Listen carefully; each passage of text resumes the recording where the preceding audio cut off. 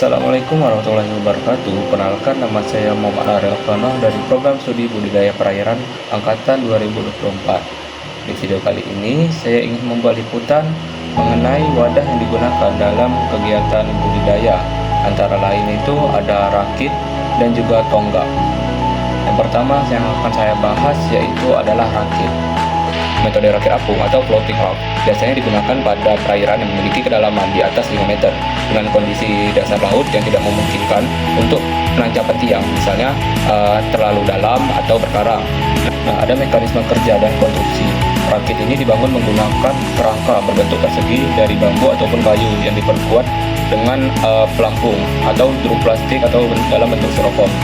Rumput laut ini dikaitkan pada tali-tali atau benang, kemudian yang dipasangkan dalam bingkai rakit tersebut. Jarak antara tali biasanya itu diatur sekitar 20 sampai dengan 30 cm untuk memastikan setiap rumput mendapatkan ruang tumbuh dan sirkulasi air yang cukup. Kemudian untuk kelebihan dari rakit ini yaitu optimalisasi fotosintesisnya pada rumput laut selalu berada dekat dengan permukaan air, biasanya pada kedalaman 30 sampai 50 cm, sehingga mendapatkan intensitas cahaya matahari yang stabil meskipun air sedang dalam pasang yang tinggi. Kemudian kelebihannya itu ada terhindar dari predator dasar. Dengan posisi yang mengapung, rumput laut lebih aman dari serangan hewan pemakan tumbuhan di dasar laut seperti babi laut atau beberapa jenis ikan dasar. Untuk kekurangan dari metode rakit ini biasanya itu ada di biaya investasi yang cukup tinggi. Nah, biaya investasi yang cukup tinggi ini memerlukan modal besar untuk pengadaan pelampung, tali, jangkar yang cukup panjang. Dan juga perawatannya ini cukup intensif.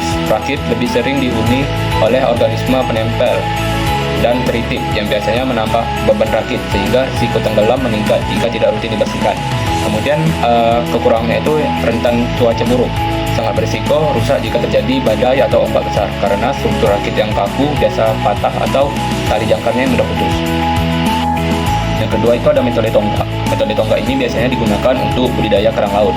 Metode tonggak adalah teknik klasik yang pemanfaatannya menggunakan zona interdial atau area pasang surut untuk budidaya kerang seperti kerang hijau atau kerang darah. Metode tonggak ini terbuat dari tiang-tiang kayu atau bambu, biasanya bambu betung, yang kemudian ditancapkan ke dasar perairan yang berlumpur atau berpasir.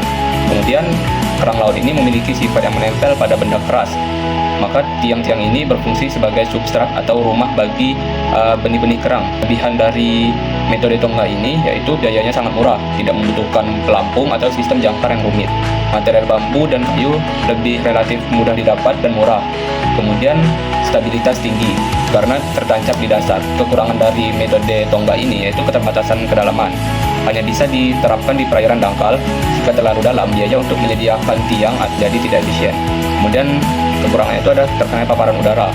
Saat air surut ekstrim, kerang akan berada di udara terbuka. Jika ini terjadi terlalu lama di bawah terik matahari, kerang bisa stres dan bahkan bisa mati karena kekeringan. Mungkin sekian penjelasan dari saya. Terima kasih. Mungkin terkurangnya saya mohon maaf. Assalamualaikum warahmatullahi wabarakatuh.